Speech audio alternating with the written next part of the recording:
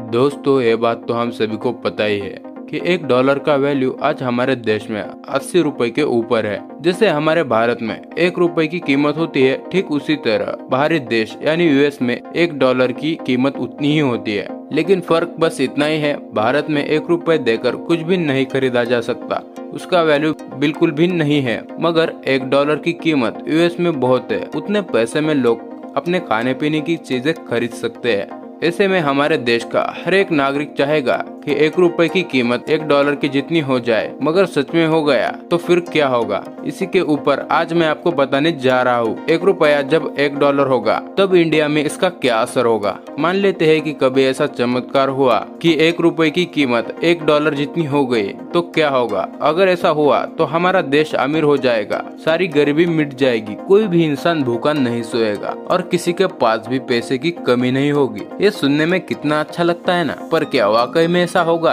जब $1 की कीमत $1 जितनी हो जाएगी। जैसे हर सिक्के के दो पहलू होते हैं, वैसे ही इस सवाल का जवाब भी दो पहलू में है। अगर $1 की कीमत $1 जितनी हो गई तो हमें इससे फायदे भी होंगे और नुकसान भी। तो सबसे पहले हमें क्या फायदे होंगे ये जान लेते हैं। सबसे पहला फायदा ये होगा, इंडिया में सारा सामान अभी के मुकाबले में सस्ते दामों में मिलेगा, क्योंकि हमारे देश में ज्यादा प्रतिशत सामान जो हम रोजमर्रा की जिंदगी में इस्तेमाल करते हैं वो बाहरी देशों से आते हैं। और $1 की कीमत $1 जितनी हो गई, हम जो भी सामान बाहरी देशों से खरीदेंगे उसके लिए भारत सरकार को कम दाम देने पड़ेंगे। जिसका मतलब यही है कि अगर सरकार उन सामानों को कम दामों में खरीदेगी तो सामान हमें कम दामों में बेचेगी और इससे हमारे देश में महंगाई भी कम हो जाएगी। अब बात करते हैं दूसरे नंबर की। ब्रांडेड चीजें भी हम सस्ते दामों में खरीद सकते हैं, जैसे कि आईफोन जो हमारे देश में सबसे ज्यादा दामों में बिकता है, वो हम सिर्फ $600 में खरीद सकते हैं, क्योंकि यूएस में इसका दाम $600 है। और अगर $1 = $1 हो गया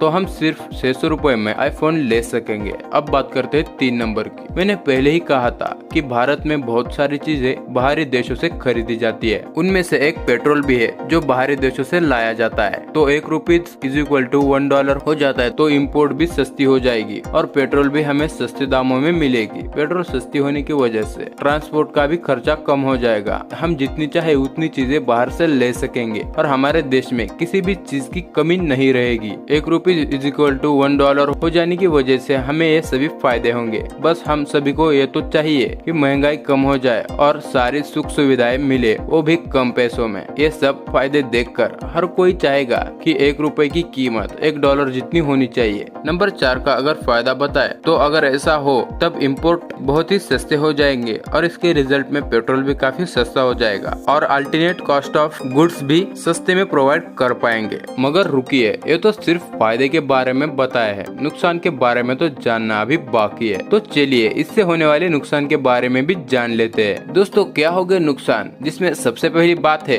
कि जिस तरह हम कुछ चीजें बाहरी देशों से खरीदते हैं, उसी तरह से हमारे देश से भी कुछ चीजें बाहरी देशों में बेची जाती है। अगर $1 = $1 हो जाता है तो वही चीजें जो हम बाहरी देशों को बेचते हैं वो उनके लिए महंगी साबित हो जाएगी। तो कोई भी बाहरी देश हमारे देश से सामान ज्यादा पैसे देकर नहीं खरीदेगा, क्योंकि वही चीज दूसरे देश अगर वहाँ से लेने जाएंगे तो जहाँ वो चीज हमारे देश से कम दामों में मिल सकती है, जिस कारण हमारे देश से एक्सपोर्टिंग होना बंद हो जाएगा। इसी कंडीशन में बहुत लोग सोचते हैं कि हमें दूसरे देशों से सामान खरीदने की क्या जरूरत है, हम स्वदेशी चीजों का इस्तेमाल करेंगे जो हमारे देश में बनाई जाती है। ऐसा करने से भी फायदा नहीं होगा, क्योंकि अगर हम बाहर के देशों से सामान नहीं खरीदेंगे तो बाहर के देश भी हमसे कोई सामान नहीं खरीदेंगे, जिससे हमारे देश की उन्नति कभी नहीं होगी। हम जहाँ है वहीं पर रह जाएंगे। दूसरे नंबर की बात, देश में फॉरेन इन्वेस्टमेंट होना बंद हो जाएगा। फॉरेन कंट्री हमारे देश में इन्वेस्ट करते हैं, उनका भी एक मुख्य कारण है कि यहाँ उन्हें लेबर कॉस्ट ज्यादा नहीं देना पड़ता और कम पैसों में उन्हें काम करने वाले एम्प्लॉय मिलते हैं। लेकिन अगर $1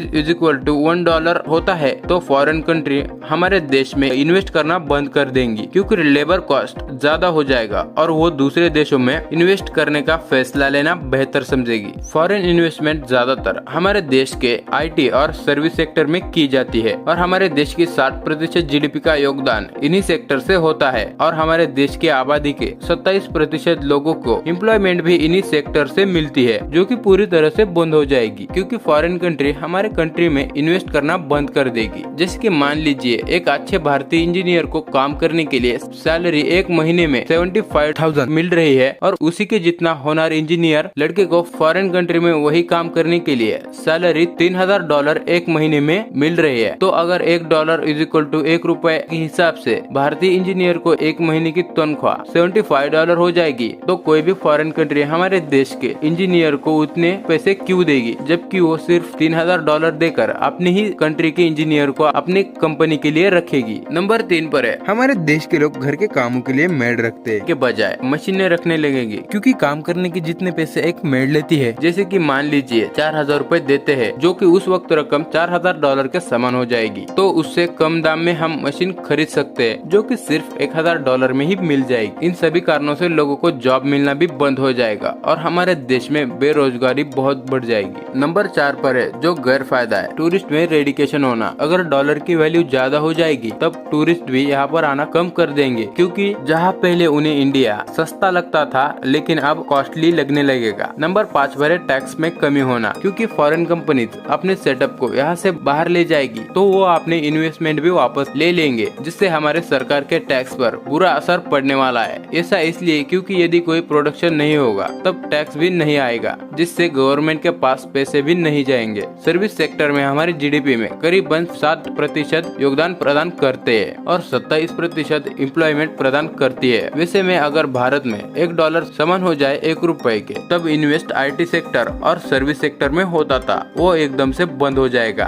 अब जबकि $1 = 1 INR है, तब क्यों एक कंपनी किसी एम्प्लॉय को $75 पर मंथ करेगी? अब जबकि $1 = 1 INR है, तब क्यों एक कंपनी किसी एम्प्लॉय को $75 मंथली पे करेगी, जब वो एम्प्लॉय उसी काम के लिए $3,000 पे कर सकते हैं। और इसी साइकिल से इवेंचुअली लोग अपनी जॉब लॉस करेंगे और अनएम्प्लॉयमेंट की बढ़ोतरी होगी। जब पैसे हमारे देश में आएंगे ही नहीं, तब हमारे देश में इकोनॉमिक लो डाउन दिखेगा और जॉब की आउटसोर्सिंग भारत में पूरी तरह से बंद हो जाएगी। दोस्तों, अक्सर लोग ये सोचते हैं कि यदि $1 = 75 रुपीज हो, तब US इकोनॉमी हमसे 75 गुना स्ट्रॉन्ग होती है, लेकिन ये असल में सही नहीं है। एक बात समझ लेना कि किसी भी देश की करेंसी या वैल्यू हाई है, तब इसका ये मतलब नहीं होता कि उस कंट्री का इकोनॉमी भी उतना ही ज्यादा स्ट्रॉन्ग हो। दोस्तों, 1947 में $1 = 1 रुपीज था। इसका मतलब ये है कि उस समय हमारा प्रोडक्टिविटी कम था US की तुलना में और साथ में इन्फ्लेशन भी ज्यादा था। इंडियन करेंसी एक रात में तो नहीं बदल सकती, बल्कि इसके लिए हमें अपने प्रोडक्टिविटी और प्रोडक्शन को भी बढ़ाना होगा। एक बात तो हम सभी को माननी होगी कि $1 = $1 किसी भी डेवलपिंग या ग्रोथिंग कंट्री के लिए अफोर्डेबल है। वैसे दोस्तों, आपकी क्या विचार है इस मुद्दे के बारे में? हमें कमेंट करके जरूर बताइएगा।